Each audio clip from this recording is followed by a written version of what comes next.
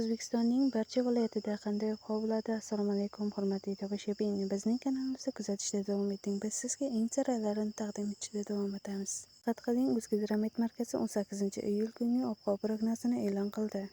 Unga ko'ra, Qoraqalpog'iston Respublikasi va Xorazm viloyatida havo biroz bulutli bo'ladi, ba'zi joylarda o'zgaruvchan bo'ladi. Shamol shaxtan 7-12 metr/sekund tezlikda esadi. Harorat kechasi 25-30 daraja, kunduzi 40-45 daraja bo'ladi.